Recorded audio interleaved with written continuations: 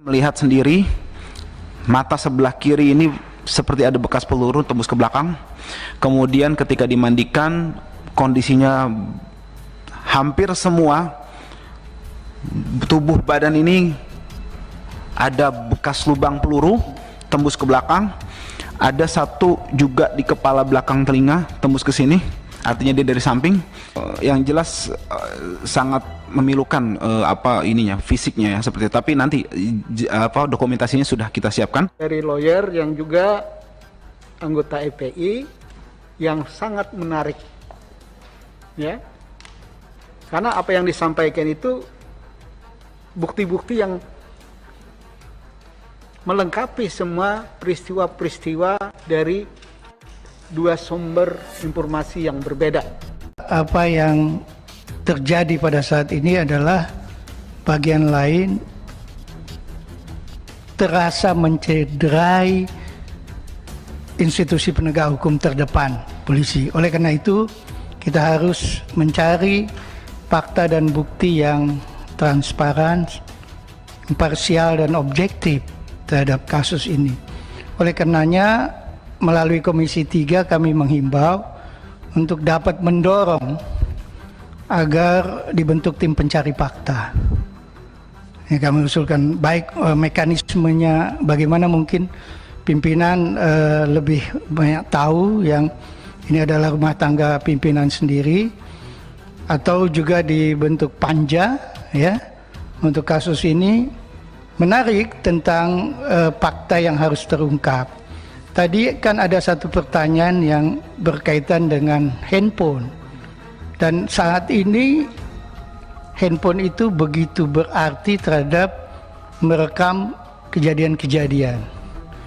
Oleh karena itu menurut hemat kami, karena dari keluarga tadi belum ada yang mendapat pengembalian.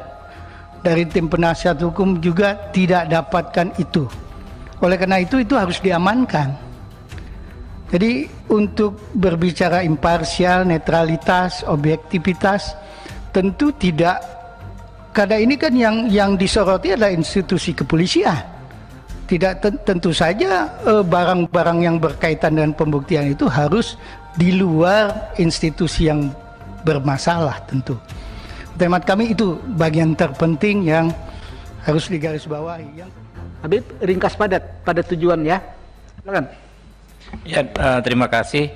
Mungkin pertama saya perlu secara khusus menyampaikan duka cita yang mendalam, innalillahi wa inna ilaihi rajiun.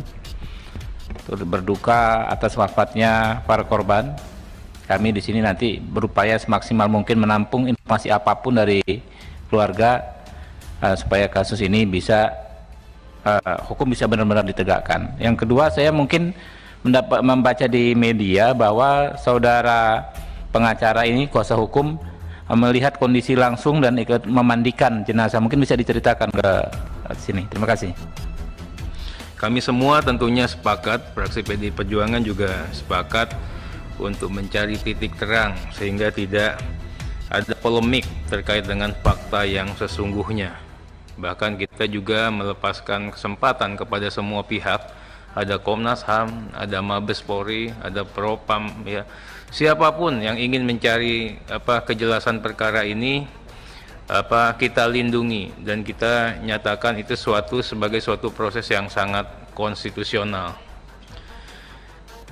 Berikut secara resmi atas nama PDI Perjuangan kami mengucapkan turut berduka cita yang mendalam, bela sungkawa yang sedalam-dalamnya atas meninggalnya 6 orang keluarga Bapak Ibu yang gugur dalam peristiwa yang kita bicarakan pada hari ini. Saya tentunya prihatin ya, walau bagaimanapun setiap proses penegakan hukum ini harusnya tidak hanya berkepastian, tapi proporsional dan humanis. Tentunya kami juga ingin melihat bagaimana motif, latar belakang, hal-hal yang mendasari ya sampai terjadinya peristiwa ini. Kalau kita melihat di hilirnya saja kejadiannya seperti ini. Pak Arteria, mereka ini keluarga korban. Iya, ini saya baru mau nanya. Ya, jadi Ya, silakan. belum dimulai Pak Ketua. Nah, kalau kita mungkin lihat hulunya, semua pihak akan sama-sama juga bisa memberikan gambaran. Tadi dikatakan di sini keluarganya Bapak Ibu ini kan pengawal khusus ya. Saya ingin nanyakan apakah pengawal khusus ini memang betul-betul terlembaga di institusi FPI atau memang gerakan-gerakan spontan? Karena tadi kan adanya saya datang setiap hari Kamis, Jumat, Sabtu misalnya. Nah, jadi kan itu kan tidak terlembaga. Kalau namanya pengawalan itu kan memang setiap hari-harinya memang ada di situ. Kemudian kalau boleh tahu seperti apa ruang lingkup kegiatan, kewenangan, apa kemana-mana Muhammad Rizik Syihab itu pakai pengawalan dan dikawal oleh keluarganya Bapak Ibu dan selalu ikut. Ada berapa jumlah satuan pengawalan yang seperti ini? Kemudian juga tadi memang di aturannya kan tidak dipersenjatai. Makanya saya juga ingin itu memang kalau logika akal sehatnya kok masa punya senjata ya, nggak mungkin ya. Tapi kita ingin sampaikan nanti, boleh nggak nanti dicari teman-teman yang betul-betul meyakinkan, yang teryakinkan kita semua memang hadir pada saat itu, memang keluarganya Bapak Ibu itu memang tidak dipersenjatai. Nanti Pak Pengacara mohon ini saya membantu sebenarnya, membantu teman-teman juga untuk bisa. Kemudian katanya Pak Muhammad Rizik Syihab ini dikuntit, diikuti dan diintai Pak Pengacara ya nanti. Itu waktu dilakukan perbuatan seperti itu apa sudah ada laporan ke kepolisian bahwa kita ini merasa nggak nyaman ini dilakukan pemantauan seperti itu? Sudah dilaporkan ke polisi atau ke siapa? Saya itu tidak mau mendebat fakta. Yang satu bilang bawa senjata, yang satu bilang tidak bawa senjata di hadapan Bapak Ibu. Karena pertama-tama Bapak Ibu ini kan korban. Empati kami pada Bapak Ibu sudah pasti kami berikan. Tapi atas nama objektivitas tentunya kami juga mohon nanti Bapak Ibu bisa menghadirkan teman-teman yang turut terlibat di situ, yang bisa memberikan keyakinan bahwa memang ini memang nggak ada yang bawa senjata, itu loh. Sehingga nanti kita bisa lebih gampang lagi untuk memastikan dan memperjuangkan fakta hukum ini di hadapan ya salah satunya mungkin mitra kami yang dari kepolisian. Kami tentunya membantu dan memberikan atensi yang sebesar-besarnya. Bahkan tadi kalau dikatakan meminta keadilan pastinya kita bantu, Pak. Ya, pastinya kita bantu. Kemudian juga kalau dikatakan mengawal proses hukumnya, ya, terhitung dengan kejadian ini, Mas, kita kan juga libat, walaupun kita tidak hadir ya. PD Perjuangan tuh memantau, semuanya keadilan itu kita pantau betul, Pak. Sampai kita titipkan, Pak Pengacara mudah-mudahan juga bisa disampaikan ya nanti ya. Bagaimana jangan sampai rakyat ragu atas proses penegakan hukum pasca terjadian tragedi ini. Jadi Polri tolong sungguh-sungguh. Pak Arteria. Jadi seperti itu Pak Desmond, terima kasih. Pertanyaan saya, Bapak Ibu keluarga korban, yang saya dengar ada 10 orang pendamping Muhammad Rizik Syihab yang katanya yang 4 orang kabur, katanya mengamankan Muhammad Rizik Syihab. Pertanyaan saya, mungkin ini bisa dijawab oleh keluarga korban atau dari lawyer, kemanakah Rizik Syihab berada? Itu pertama. Yang kedua, 4 orang yang kabur tersebut, apakah Bapak Ibu kenal? Dan pernah gak komunikasi dengan keluarga atau memang Bapak Ibu kenal juga? Kita nggak mau negara ini porak-poranda pecah belah atas informasi yang belum tepat untuk disampaikan. Kita memahami kesedihan, kepedihan yang Bapak Ibu berikan. Tapi minimal kita dalam konteks Komisi 3 adalah menerima keluhan Bapak Ibu untuk mencari keadilan. Kami akan terima dengan sangat luas dan kita akan sampaikan itu nanti setelah polisi menyampaikan transparansi tentang kasus yang ada. Mungkin itu pimpinan, terima kasih. Oke, Faris, ringkas padat Pak, bicara tentang Anda katanya ikut memandikan mayat itu aja, ya. Karena tadi juga Pak Ahmad Mijan bilang bahwa berharap Komisi 3 reses pun masih terima pengaduan kan. Itu sudah kita rencanakan Pak, ya. Jadi untuk EPE mengadu dengan catatan detail termasuk bahwa saksi-saksi ya atas peristiwa ini kalau benar ada 4 orang atau lebih daripada itu, kita akan selalu buka. Nanti kita akan rapatkan ya, apakah panja, apakah tim saja selama reses, bahwa Komisi 3 reses minta izin pimpinan DPR untuk kita boleh terima pengaduan. Silakan. Terima kasih pimpinan. Mohon izin saya sedikit tanggapi satu-satu tapi singkat saja. Nah, ringkas yang saja. pertama, lokusnya itu dari Perumahan The Nature Mutiara Sentul ke arah Kerawang. Tadi dari Bapak anggota Dewan ada pertanyaan demikian. Kemudian selanjutnya memang sejak 2 hari itu di lokasi sudah ada yang mengikuti dan memantau kondisi di Perumahan The Nature Mutiara itu, ada mencurigakan.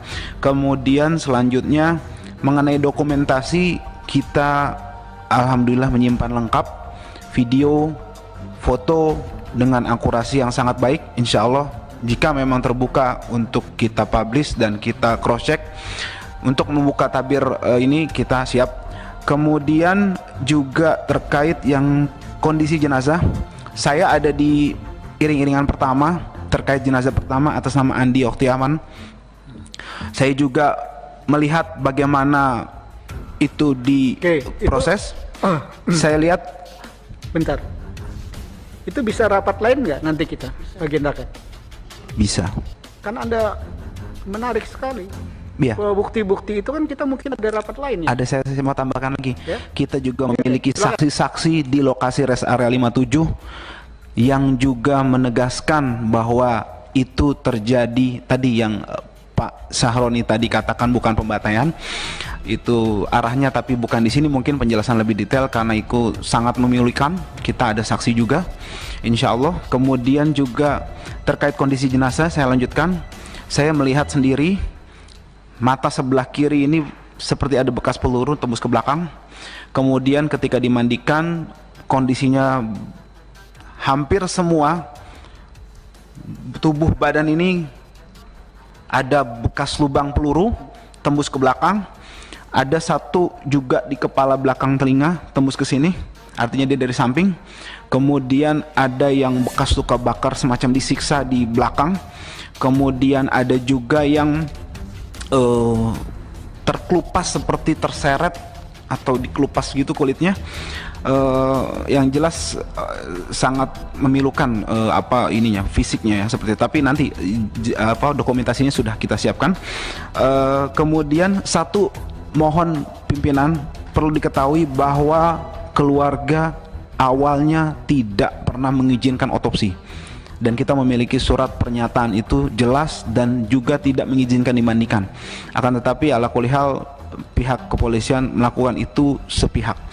Kemudian yang terakhir terkait iring-iringan, saya sedikit koreksi bahwa penjelasan bahwa ada yang kabur terkait dengan kondisi-kondisi itu menurut kami itu sangat tidak logis, dan saksi yang beriring-iringan menegaskan bahwa satu mobil itu saja yang Ya itu nanti foto-foto bukti-bukti video itu mendukungnya Mas. Ya. Tadi itu untuk jenazah. Artinya saya meluruskan bahwa menurut informasi hanya 6 orang ini memang yang syahid dan memang 6 orang dalam satu mobil. Artinya tidak, kalau misalnya ada informasi dalam satu mobil ada 10 orang itu tidak benar seperti itu. Itu singkat saja. Terima kasih Pak Pimpinan atas waktunya. Assalamualaikum warahmatullahi wabarakatuh. Oke, tanpa terasa luar biasa juga kita. Sebelum saya tutup, ada catatan yang ingin saya sampaikan. Pertemuan hari ini sebenarnya lah agenda mendengarkan keluarga korban. Ya. Tapi ada tambahan dari lawyer yang juga anggota EPI yang sangat menarik. Ya. Karena apa yang disampaikan itu bukti-bukti yang melengkapi semua peristiwa-peristiwa dari dua sumber informasi yang berbeda. Mana pihak kepolisian, mana pihak EPE, ya. Ini kan bagi kami harus memposisikan diri di mana. Tapi ke depan kami akan berharap sekali, ya, bisa kita agendakan pertemuan untuk lebih detail agar kami bisa mengambil posisi yang benar. Kalau ini kita mau apaan gitu loh. Ya? Mau ngapain jadi bingung sebenarnya. Nah inilah posisi Komisi 3. Reses tidak menghalangi pengaduan, begitu Pak. Ya, itu disepakatin, ya tinggal kita pelinukan nanti. Ya. Begitu, saya pikir rapat hari ini banyak hal kita dapatkan dari keluarga korban, dari lawyer, ya. Tentunya catatan bagi kita Komisi 3 banyak catatan-catatan sebagai pembanding untuk di rapat-rapat Komisi 3 yang akan datang. Cukup sampai sekian pertemuan kita hari ini. Wassalamualaikum warahmatullahi wabarakatuh.